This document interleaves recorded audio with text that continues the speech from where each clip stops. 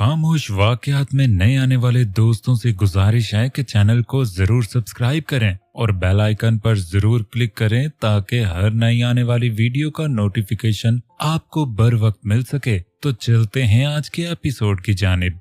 जिमल उसका जरा सा ध्यान बटते ही वहां से भाग उठी, जबकि अफशीन ने नफरत से उसकी पुश्त को देखा था। तेरे लिए तो मैं यहाँ जीना मुश्किल कर दूंगी, मेरे बेटे को मारकर तू अय्याशी करती फिरेगी। मनहूस वो तड़प कर बोली और वहां से बाहर निकली ताकि उसे हमेशा के लिए यहीं दफन कर दें। वो उसके पीछे निकली जबकि दूसरी तरफ जिमल भागती हुई सीधा सालार के पोर्शन तक पहुंची थी। अपने पीछे उन्हें आता देखकर उसका दिल खौफ से कांप उठा और अफशीन उसे सालार के पोर्शन में जाता देखकर वहीं रुक गई, जबकि सालार ने अपने पीछे से ऊपर आने वाला दरवाजा बंद कर लिया। वहां मुकम्मल खामोशी थी। जिमल उस दरवाजे से लगकर वहीं बैठती चली गई। उसे इतना तो पता था वो यहाँ कभी नहीं आएंगी।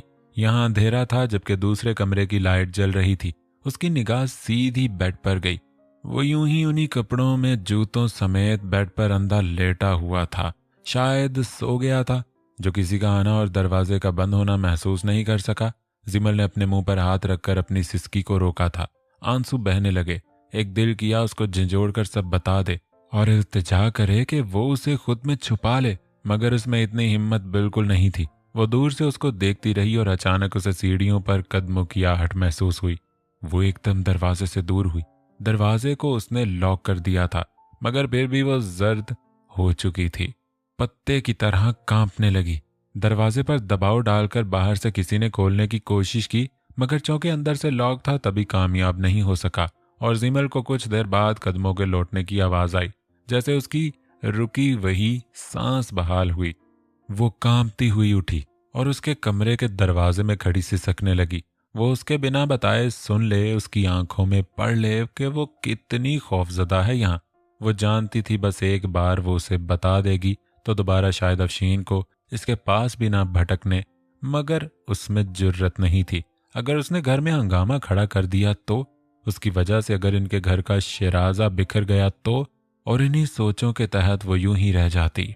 वो अब भी उसको देख रही थी। कुछ देर बाद उसका दिल संभला तो उसने गौर से सालार देखा। वो औंधा लेटा हुआ था जबकि जूते भी पाँव में थे। वो उसके नजदीक गई और उसके जूते उसके पाँव से निकाले, एहतियात से कहीं वो जाग ही ना आए। मगर उसे शायद इल्म नहीं था वो तो घोड़े बेचकर सोता है। वो सोता हुआ काफी मासूम लग रहा था, जबकि आंखें खोल के तो खड़े खड़े शर्मिंदा करते। उसके चेहरे पर आटा लगा था। सालार को देखने से ही अफशीन जैसे काफी पीछे रह गई। वो उसके भुलाए सालार की जानिब मुतवज्जा थी। उसके चेहरे पर आटा लगा था। जिमल ने कांपते हाथों से उसका चेहरा छुआ और एकदम पीछे हट गई। अपनी हरकत पर उसका चेहरा सुर्ख हो गया, शर्मिंदगी अलग हुई। उसने उसके हाथ से कोट निकाला और उसको सीधा करने की कोशिश की, मगर वो तो रत्ती भी अपनी जगह से नहीं हिला था।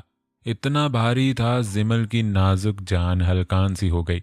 जबकि उसे किचन में की गई सालार की हरकत याद आई तो खुद ब खुद चेहरे पर खून छलक आया। उसे महसूस हुआ वो यहाँ पनाह नहीं पा सकती। वो खुद ब खुद शर्मिंदा होकर मर जाएगी। वो उसके पास से हट गई और दूसरे रूम में सोफे पर टांगे सुकेड़ कर बैठ गई, जबकि आहिस्ता आहिस्ता उसे नींद ने अपनी आगोश में ले लिया।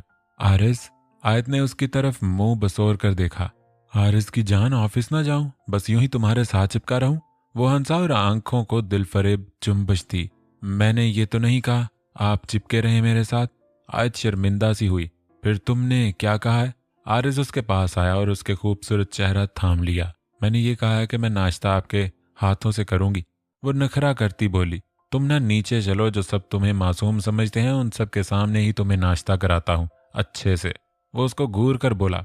मुझे लगता है हमारी बेबी को भी बाबा के हाथ से नाश्ता करना है, वो बोली जबकि मुस्कुराहट छुपाती। वाह सदके, अरसे बाद तुम्हें हमारी बेबी याद आ गई। वो बाल बनाने लगा। मैं तो नहीं भूली थी। आयत ने मुंह बना लिया। यार कोई खुदा का खौफ करो। आरिज उसके नखरे दिखाने से चिढ़ गया। ठीक है जाएं आप, उस जैनी बहनी से शादी कर लेते तो हाथों से खिलाते, बस मुझे ही खिलाते हुए मसला है आपको। वो दोबारा ब्लैंकेट सर पर तान गई। सही, तुम्हें एक बार बात मिल गई, खींच खींच कर मारो ताने। उसने ब्लैंकेट हटाया। आयत मुस्कुराहट दबा रही थी। चालाक लड़की। आरिस को भी हंसी आ गई। चलो उठो अब, मैं दिखाता हूँ नाश्ता कौन बना रहा है, फिर ऊपर लेकर आता हूँ। बिला वजह तुम मेरी क्लास लगवाओगी, वो झंझला कर बोला। गुड लक, आयत ने कहा और अपनी हंसी दबाई। आरिज उसे घूर कर बाहर निकल गया। बाहर हैरत की बात थी, अब तक कोई भी नहीं निकला था। उसने हैरानगी से खाली किचन को देखा और ब्रेड, जैम और दूध ट्रे में रख लिया और शाने उचकाकर अपने कमरे की जानिब आ गया। पांव से दरवाजा खोलकर वो अंदर आया तो आयत अब भी बिस्तर में ही थी। मोहतरमा, हाजिर है आपका नाश्ता। आरिज ने उसके आगे ट्रे रखी। आरिज, बाहर कोई नहीं था। आयत वो भी हैरान हुई। वो तो बहुत जल्दी आ गया था। उसका इरादा था कि जरा सालार से उसका सामना हो, जबकि वो जानती नहीं थी उसका भाई क्या कर चुका था रात को। अगर जान जाती तो शायद ही नजरें मिलाती। आरिज आयत को अपने हाथ से नाश्ता कराने लगा, जिसे आयत मजे से खा रही थी। हम अपनी बेबी की शॉपिंग कब करेंगे? आयत ने अचानक पूछा। जब तुम कहो। आरिज ने उसके गाल पर प्यार किया, जो कि फूले फूले बहुत प्यारे लग रहे थे। आयत शर्मा सी गई। आप जल्दी आइएगा, फिर हम दोनों चलेंगे, बल्कि सबको साथ लेके चलेंगे। वो एक्साइटेड हुई। मेरी जान, पूरी कौम पाकिस्तान तुम्हारे बच्चे के कपड़े खरीदेगी। आरिज ने उसको घूरा, मगर आरिज सबके अपने अपने अरमान है, वो बोली। आरिज ने उसको दूध का गिलास दिया, जिसे वो लबों से लगा गई। हाँ तो पहले माँ बाप कर लें, फिर बाकी सब भी कर लेंगे। आरिज ने टिश्यू से हाथ साफ किया। आप बहुत मीन हैं। आयत ने गिलास उसके हाथ में थमा दिया, जिससे दूध उसके हाथ पर लग गया और हाथ फिर से खराब हो गया। आरिज बहुत देर से उसकी हरकतें बर्दाश्त कर रहा था। एकदम उसी हाथ से उसका मुंह पकड़ा और अपने नजदीक खींचकर उसने उसकी आती जाती सांसों की रवानी में दिक्कत डाल दी। आयत बहकला सी गई। ये अचानक था कि जबकि आरिज बहक सा गया। आयत की जाने मुकम्मल झुकता चला गया, यहां तक कि वो अगली सांस भी नहीं ले पा रही थी। आरिज का तो जैसे मन ही राजी नहीं हो रहा था। आयत के दोनों हाथ अपनी गर्दन में डाले वो मगन था। आयत ने खुद ही कोशिश करके खुद को उससे जुदा किया। शर्म से चेहरा लाल सुर्ख हो रहा था। आप बहुत बदतमीज हैं। आयत पलकें झपकती बोली। और तुम जरूरत से ज्यादा बोलती हो। आरिज ने उसके गाल खींचे। मुझे अच्छा लगता है आपसे बिला वजह बेफजूल बातें करना। मेरा दिल करता है आपसे बातें करती रहूं। वो मुस्कुराई। आरिज ने उसकी पेशानी पर प्यार किया। और मैं सारी जिंदगी तुम्हें सुनूंगा। आरिज ने उसको और अपने सीने से लगा लिया और उसके बालों में तादेर हाथ चलाता रहा। अचानक मैसेज ब्लिंक हुआ तो आरिज की नजर अपने मोबाइल पर गई। एक पल वो चेहरे के रंग से उड़े। उसने आयत को झुककर देखा, जिसकी आंखें बंद थी, लब मुस्कुरा रहे थे। उसने एहतियात से उसको अलग किया। अब तुम रेस्ट करो, मैं चलता हूं, ओके? वो उसके बाल तपतपा कर बोला तो आयत ने सर हिलाया और पीछे हो गई। आरिज ने उसके देखने से पहले मोबाइल उचक लिया और उसको प्यार से देखा। रेडी रहना, हम दोनों शॉपिंग पर चलेंगे, उसने कहा। नहीं, मुझे सबके साथ जाना है, आयत ने जल्दी से कहा। अब तुम मुझे कहो जरा कि मुझे कहीं ले जाएं। वो मसनूई नाराजगी से बोलता वहां से बाहर निकल गया, जबकि आयत बेहद खुशी से मुस्कुराई। रात गुजर गई थी, दिन निकल आया था। नैन यूं ही सोफे पर बैठी थी। रात भी वो उसका हाथ छोड़कर खुद स्टडी में चला गया था। रो रो कर उसने अपनी आंखें सुजा ली थीं। सर दर्द से फटने लगा था। कबीर उसके लिए कितना अहम था, ये बात तो उसे अब समझ आई थी। कबीर बाहर आया और नैन को एक निगाह देकर वॉशरूम में चला गया। गोया अब भी वो उससे नहीं बोल रहा था। नैन यूं ही बैठी रही, यहां तक कि वो बाहर निकला और नैन जल्दी से उठी और कबीर तक पहुंचती कि उसको चक्कर सा आया और वो एकदम फर्श पर गिरी। कबीर जल्दी से उस तक पहुंचा। नैन, उसने नैन का जर्द पड़ता चेहरा हाथों में थाम लिया, जबकि नैन उसके सीने में चेहरा छुपाकर रो दी। कबीर, मेरे साथ ऐसा मत करें, वो बोली। क्या किया है मैंने तुम्हारे साथ? कबीर ने गुस्से से उसको देखा, मगर उसे नैन का बीपी लो सा लग रहा था। वो बिल्कुल ढीली हो गई थी। उसने उसे बाहों में उठा लिया और बेड पर लिटाया। नैन ने आंखें बंद कर ली। उसमें चलने की हिम्मत नहीं थी। कबीर उसे हैरानगी से देख रहा था। हम डॉक्टर के पास चलेंगे, रेडी हो जाओ, कबीर ने कड़क लहजे में कहा। मुझे नहीं जाना, नैन बोली। कबीर ने उसकी तरफ देखा। अगर तुम्हें ऐसा लगता है मैं तुम्हें मना लूंगा तो तुम्हारी भूल है, वो घूर कर बोला। तो मुझे मनाने को मौका दे, मेरी बात तो सुन ले। नैन का लहजा भीग गया। मुझे कुछ नहीं जानना, वो दांत पीस कर बोला, जबकि नैन ने फिर से सर थाम लिया। कबीर तशवीश से उसको देखने लगा। उठो, उसने नैन का हाथ पकड़ा। नैन रोते हुए उठ खड़ी हुई। कबीर ने उसको सहारा दिया और बाहर निकल आया, जबकि मदीहा नैन की तरफ बढ़ी, उसकी तबीयत खराब देखकर। क्या हुआ है? वो कबीर की तरफ देखकर पूछने लगी, जबकि कबीर ने नैन के हाथ से हाथ निकाल लिया पता नहीं सुबह से चकरा रही है, मैं डॉक्टर के पास ले जा रहा हूँ। कबीर कुछ भी ना समझते हुए बोला। हाँ हाँ बेटा ले जाओ, देखो कैसे जर्द हो रही है। मदीहा फिक्रमंद थी। मुझे कुछ और लगता है मामला भाभी। सोफिया आगे बढ़ी और नैन के चेहरे को छुआ। मदीहा एकदम सब समझते हुए मुस्कुराई और कबीर की तरफ खुशी और हैरानगी से देखा, जबकि कबीर कहाँ कुछ समझा था। आपकी मुस्कुरा रही हैं? कबीर उनकी मानी खेज हंसी पर उनकी तरफ देखने लगा। कुछ नहीं, तुम ऑफिस जाओ और मैं सोफिया के साथ नैन को हॉस्पिटल ले जाऊंगी।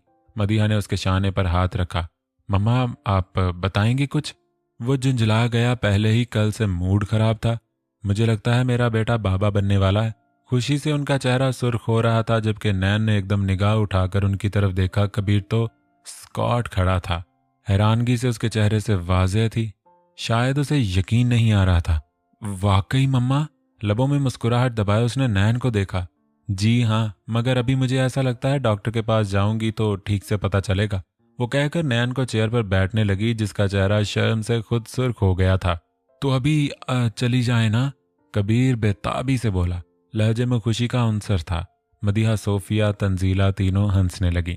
अभी कोई डॉक्टर नहीं बैठी होगी, तंजीला ने कहा उसकी बेताबी पर, जबकि कबीर कुछ खफीफ सा हुआ। नैन को नजरों में भर सा लिया, जबकि नैन उससे निगाह चुराने लगी। कबीर ने इन तीनों की वजह से निगाह जबरदस्ती फेर ली, वरना दिल तो बिल्कुल नहीं था। उसकी दिली ख्वाहिश थी कि ये ही वजह हो। वो फिर से मुस्कुरा दिया और अखबार चेहरे के आगे लगा लिया। तभी आरज और आयत भी नीचे आ गए। आओ आयत, बैठो, नाश्ता करो, मदीहा ने उससे कहा। नहीं अम्मी, मैंने तो नाश्ता कर लिया, आयत ने बताया। तो मदीहा ने फिर भी जबरदस्ती उसे बिठा लिया, जबकि आरज चेयर खींच कर बैठा।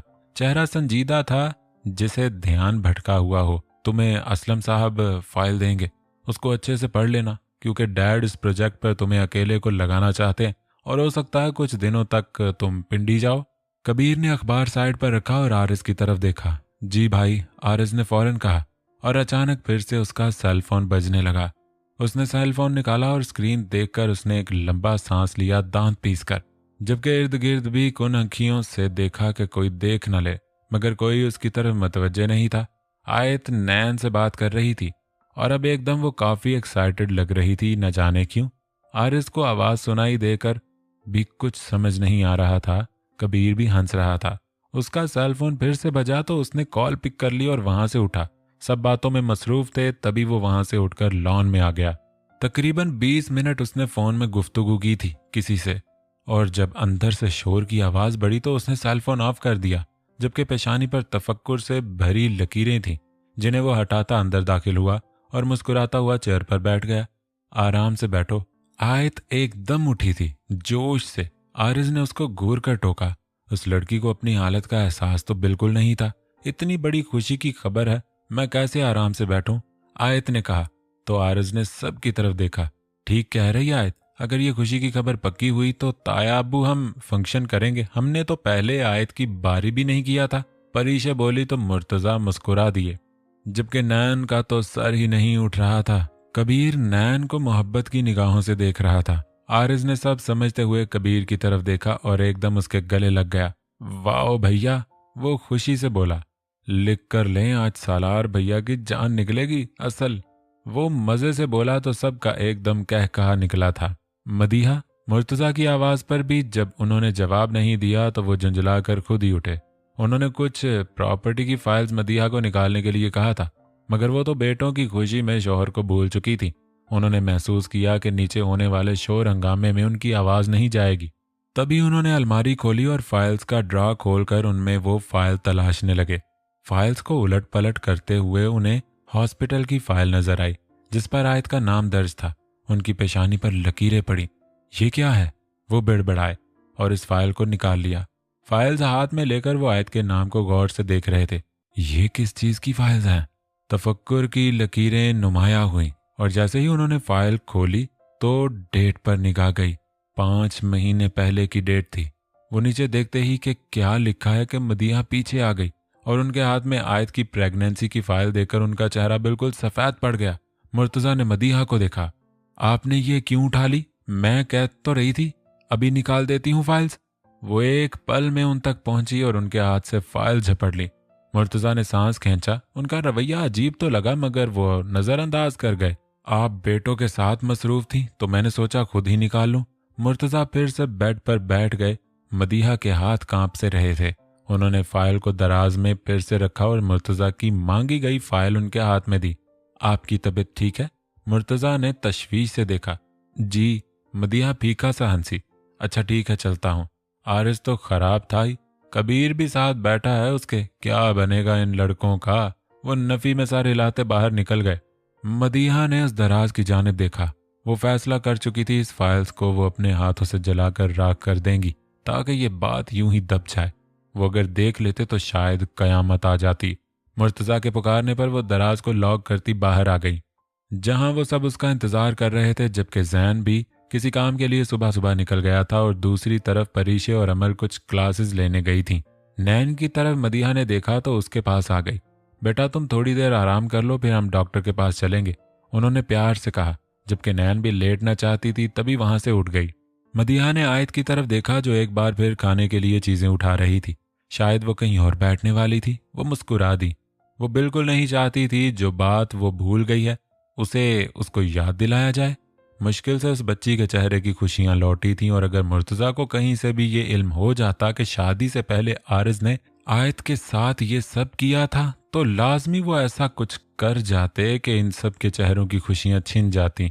तभी उन्होंने दोबारा कमरे में जाकर इस फाइल को वहां से गुम करने की कोशिश की, मगर तंजीला के पुकारने पर वो न चाहते हुए भी वहां से उनके पास आ गईं। जिमल की आंख खुली तो एकदम वो हड़बड़ा कर उठी। इधर उधर देखा, जहां अब भी दिन निकलने के बाद भी ऐसा ख्वाबनाक माहौल था कि दिल ही नहीं करता था वो उठे, मगर वो यहां नहीं रुक सकती थी। वो जल्दी से वहां से बाहर निकली और जैसे ही उसने दरवाजा खोला दूसरी तरफ सालार की भी आंख खुली। उसने मुंदी मुंदी आंखों से उस सुर्ख आंचल को अपने कमरे से भागते देखा और वो दोबारा तकियों को सीने में भींचे लेट गया। कौन था ये? वो बिड़बिड़ाया और एकदम जैसे होश में लाकर किसी ने उसे पटक दिया। वो तीर की तेजी से उठा मगर बेसुध। वो जा चुकी थी। क्या वाकई यहां जिमल थी? बालों में हाथ फेरता वो मुंह पर दूसरा हाथ रख के सोच रहा था। उफ, और सो तुम सालार मुर्तजा, नींदें पूरी करो। औरतों को भी कम नींद आती होगी जितनी तुम्हें आती है। वो खुद को कोसता सर झटक कर शावर लेने चला गया। जबकि जीमल सीढ़ियों से नीचे उतरी तो नीचे तो सब थे। उसको रोना आया, बेइज्जती होगी उसकी। अगर सबने देख लिया तो वो क्या सोचते उसके बारे में, मगर सबकी उसकी जानब से पीठ थी। तभी वो मौका पाती आयत के रूम में जल्दी से घुस गई। शुक्र था किसी की नजर उस पर नहीं गई थी। वो खुद भी शावर लेने चली गई। यहाँ आयत के कपड़े मौजूद थे। वो आयत के ही कपड़े तब से इस्तेमाल कर रही थी। कैसे हैं आप? समीर ने मुस्कुराकर उनकी जानिब हाथ बढ़ाया, जिस पर मुर्तजा ने उसका हाथ थाम लिया। मुझे लगता है बिल्कुल ठीक ठाक होंगे। एक्चुअली मैं ये पूछने आया था कि क्यों आप इनकार कर रहे हैं बार बार इस रिश्ते पर। समीर खुश अखलाकी से बोल रहा था, मगर चेहरे पर मकरूपन साफ दिखाई दे रहा था। मेरे बेटे नहीं राजी बेटा, और वैसे भी खानदान से बाहर शादी करने पर मेरा भी दिल नहीं मानता, मुर्तजा ने सहूलत से कहा। खैर, दिल तो आपका राज छुपाने पर भी मानना नहीं चाहिए था, मगर फिर भी आप अपने बेटों में से एक की हकीकत को छुपाए बैठे हैं, जबकि वो तो बेचारा खुद भी नहीं जानता उसका असर क्या है। समीर की बात पर मुर्तजा के हाथ में मौजूद पेन एकदम नीचे गिरा। समीर ने मुस्कुराकर उनका बहकलाना देखा था। शायद अब जान गए हैं मैं किसकी बात कर रहा हूं। समीर हंस दिया। क्या बकवास है ये? क्या भौंके जा रहे हो? वो एकदम धाड़े। मुझे लगता है तुम्हारे बेटे तुम पर ही गए हैं, मगर तुम्हारे तो 3 बेटे हैं बस। समीर ने आंखों को जुम्बश दी। चौथा बेटा। वो रुक गया, जबकि मुर्तजा ने एकदम उठकर उसका गिरेबान पकड़ लिया। मुंह बंद करो अपना और निकलो यहां से। अब मुझे समझ आया। कबीर, तुमने मेरे लाख कहने पर भी हर बार सिर्फ इनकार क्यों किया? वो उसकी आंखों में देखकर गुर्रा रहे थे। यही तो मसला है, तुम्हें अपने बेटों पर बड़ा यकीन है। तुम इनके सारे ऐब खुद में छुपा लेना चाहते हो, जबकि वो सब भी एक दूसरे में एक दूसरे को छुपाने की सलाहियत रखते हैं। तुम्हारी तरबियत अच्छी है, मगर जब ये बात खुलेगी तो तुम्हारा घर मिट्टी भरी रेत की तरह ढह जाएगा। समीर ने उन्हें दूर झटका और अपना गिरेबान उनके हाथ से छुड़ाया। दफा हो यहां से, मुर्तजा चिल्लाए। आ चिल्लाने की जरूरत नहीं है, तुम बस इस रिश्ते पर हामी भर दो। वो हंसा, जबकि मुर्तजा ने गार्ड को बुलाने के लिए मुंह खोला, जबकि समीर उससे पहले ही वहां से चला गया। जाते जाते उन पर जताती नजरें भी गाड़ गया था। मुर्तजा की सांसें फूलने लगी। वो सर थाम गए। कबीर अपने कैबिन से निकला तो उसने बाहर की तरफ समीर को जाते हुए देखा। उसे हैरानगी हुई, ये यहाँ क्यों आया था? यानी अब ये खुद मुर्तजा को फोर्स करने आया था? उसका दिमाग घूम गया, उसको सबक सिखाना ही होगा। वो सोचते हुए उसके पीछे भागा, मगर अफसोस वो वहां से जा चुका था। वो दोबारा अंदर की तरफ दौड़ा और मुर्तजा के रूम में आया, जहां मुर्तजा सोफे पर बैठे थे। कबीर उनकी तरफ बढ़ा। बाबा, आप ठीक हैं? वो सुर्ख चेहरे से गुस्से से बुनता सवाल करने लगा, जिस पर मुर्तजा ने मुस्कुराकर सर इस बात में हिलाया और उसके शाने पर हाथ रखा। मैं बिल्कुल ठीक हूं, वो बोले। वो समीर क्या करने आया था? कबीर को उनकी बात पर यकीन नहीं आया। उनका हाथ थाम कर बोला, कुछ नहीं, इसी बात पर जोर देने आया था, मगर मैंने साफ इनकार कर दिया। वो कबीर का शाना सहलाते बोलने लगे, मैं इस आदमी का मुंह तोड़ दूंगा, दोबारा इसने यहां कदम रखा तो। वो गुस्से से बोला। तो मुर्तजा ने उसका कंधा थपका। वो जा चुका है, तुम भी अपने रूम में जाओ, काम पर ध्यान दो। मुर्तजा बोले तो कबीर उनको देखता रहा। बाबा, आप वाकई ठीक हैं? वो फिर से पूछने लगा, जिस पर मुर्तजा सर हिला दिया। तो कबीर को कुछ तसल्ली हुई और वहां से उठा। उसे सालार से इस बारे में डिस्कस करना चाहिए था। वो सोचता हुआ बाहर निकल गया, जबकि पीछे मुर्तजा ने अपनी आंखों पर हाथ रख लिया और उनकी हथेली भीग गई।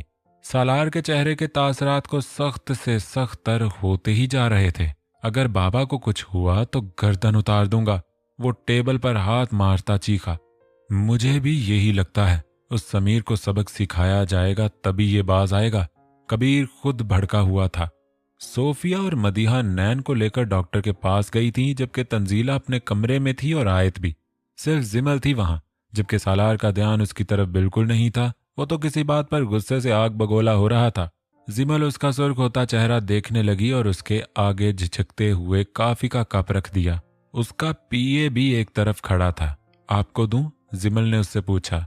इस वक्त मुझसे बात मत करें, वो सालार की जानिब देखता बोला। तो जिमल एकदम उससे दूर हो गई। ठीक है, फिलहाल 4-5 दिन बाद आऊंगा। डैड को भी मत बताना, कल सुबह बताना कि मैं यहाँ नहीं हूँ, सालार बोला। और ये दोबारा आए तो बस एक कॉल कर देना, इसको उठवा कर ऐसी जगह गायब कराऊंगा, दोबारा देखेगा नहीं किसी को। भड़क कर बोला और फोन बंद कर दिया। फोन को टेबल पर फेंका। तुम्हारे पास कासिम का नंबर है? उसने पीए की तरफ देखा। जी सर है, पीए ने कहा। तो उसने सर हिला दिया और नीचे सर करके नाश्ता करने लगा। जिमल एक तरफ खड़ी थी। तुम क्यों यूं खड़ी हो? उसने घूर कर जिमल को देखा। गुस्से से शायद दिमाग फिर गया था। जिमल झिझक कर इधर उधर देखने लगी, जैसे ये बात उसको नहीं किसी और को कही गई हो। सालार ने जब्त से उसको देखा। मेरे सामने बैठ जाओ, वो बोला। नहीं, मुझे नाश्ता नहीं करना। जिमल घबरा कर इनकार करने लगी। सालार ने कांटा उठाकर प्लेट में मारा। जो और जितना कहा है उतना करो, वो धाड़ा। तो जिमल को शर्मिंदगी हुई, जबकि आंखें भी भीग गईं। वो उसके सामने आकर बैठ गई। कब की है फ्लाइट? जिमल की तरफ अपना झूठा कांटा बढ़ाते हुए वो अपने पीए से सवाल कर रहा था, जबकि जिमल का चेहरा शर्म से लाल होने लगा। बिल्कुल लिहाज नहीं था इसे किसी का भी। सर, अब से 40 मिनट बाद, पीए ने जवाब दिया। तो उसने इस बात में सर हिलाया और जिमल ने जब उसके मुंह खोलने पर भी कांटा नहीं हटाया तो बाइट ले ली, जबकि दिल अलग धड़क रहा था। सालार चुपचाप से नाश्ता करा रहा था। तुमने आयत के कपड़े क्यों पहने हैं? संजीदगी से पूछने लगा। जिमल चौंक गई। सालार ने चिढ़कर कांटा पटका। हर बात पर घबरा जाना, इनकार करना, ये चौंकना, ये डरना जरूरी है तुम्हारा? वो कहीं का गुस्सा कहीं निकाल रहा था। जिमल सर झुका गई, आंखें भीग गईं। वो कितना रूड हो रहा था। उसका ये अंदाज तो जैसे पहचान में ही नहीं आ रहा था। तुम रात मेरे कमरे में थी? अगला सवाल हुआ। जिमल का जब्त जवाब दे गया। आंखों पर हाथ रख के वो रोने लगी। सालार ने दांत पीसे। चुप, बिल्कुल चुप, जान निकाल लूंगा तुम्हारी अगर रोने की जरा भी कोशिश की तो। वो कांटा उसकी जानिब करता बोला। जिमल ने सांस रोक लिया। ऊपर देखो, वो हुक्म देने लगा। जिमल ने नहीं देखा। मुझसे जिद लगाओगी? सालार चेयर छोड़कर उठने लगा, जबकि जिमल ने फौरन उसकी तरफ देखा। आंखों में शिकवा था। सालार इन गहरी आंखों में देखने लगा। ये पैसे लो, 4-5 दिन मैं यहां नहीं होऊंगा तो सुकून से गुजार लेना। और परीशे आयत, ये भाभी के साथ शॉपिंग पर चली जाना। अब मैं ना देखूं तुम किसी की उतरन पहन रही हो। और जब मैं वापस आऊं तो बिल्कुल इंसानों वाला बिहेव करना। ये जो तुम हर वक्त बकरी का बच्चा बनी रहती हो, मेरे 2 थप्पड़ ही तुम्हें दुरुस्त कर देंगे। वो बोला और उठा। और ये नाश्ता पूरा करो, अगर मेरे साथ खाना है तो। वो रुक गया। जिमल उसी की तरफ देखने लगी, उसके पास आया और उसके हाथ में क्रेडिट थमाकर वो पीए की तरफ पीठ किए उसकी गर्दन के करीब झुका। गुलाम हाजिर है मैडम। रोमांस के लिए तो मैं गुस्से में भी तैयार हूं। वैसे मुझे लगता है गुस्से में वेल रोमांस होता है। वो आईब्रो उचकाकर जैसे उससे इस बारे में राय जानने लगा। जिमल उससे दूर होने लगी। अगली बार मेरे रूम में आना तो जरा मेरे जागते में आना। मुझे बहुत बुरा लगा, एक रात हम दोनों एक कमरे में गुजार चले हैं और मैं अपनी बेहुदा नींद के हाथों अब तक तुम्हारे होश ठिकाने नहीं लगा सका। उसका गाल थपथपाकर वो मुस्कुराया। जिमल का चेहरा टमाटर की तरह सुर्ख हो गया। सालार ने मामूली सा उसकी गर्दन पर लम्स छोड़ा। जिमल ने क्रेडिट कार्ड पर गिरफ्त सख्त कर ली। वो देख रहा है। वो शर्म से दरी होने लगी, जबकि सालार तो इन भीगी पलकों में ही खो गया। वो भी बेहया है मेरी तरह, वो बताने लगा। जिमल उससे दूर हो गई। ओके, तो तुम्हें मेरी सारी बात समझ आ गई? वो उठकर बुलंद आवाज में बोला, जबकि पीए की तरफ अब भी पुश्त थी। जिमल में तो इतनी भी हिम्मत नहीं थी सर उठा सकती। सालार ने उसके एक नजर देखने पर ही आंख दबाए और यूं ही बाहर निकल गया, जबकि पीए ने दिल में ही उसे ठरकी का खिताब दिया। जिमल का दिल न जाने क्यों तितलियों को उड़ता महसूस कर रहा था। आज लबों पर उसकी कुर्बत से मुस्कुराहट सी आ गई, मगर उसके मुड़ते ही मुस्कुराहट खत्म हो गई। अफशीन उसी के पास आ रही थी। उसका बस नहीं चला वो उड़कर वहां से कहीं दूर चली जाए। अफशीन ने बिना कुछ कहे उसके हाथ से वो क्रेडिट कार्ड खींचा। तेरी औकात इस घर की मुलाजमा से भी कमतर है। तो सिर्फ मेरी उतरन पहनेगी तो तू हमारी आयत का भी उतरन पहने लायक नहीं। वो उसको घूरती बोली और वहां से मुलाजमा को आवाज दी, जो उसके एक हुक्म पर आ गई। मेरे कमरे में मेरे पुराने कपड़े हैं। आयत बीबी के कपड़े निकालकर मेरे कपड़े इस मनहूस के लिए अलमारी में सजा दो। कहकर वो बिना मजीद उसको कुछ कहे वहां से चली गई, जबकि जिमल वहीं खड़ी रह गई।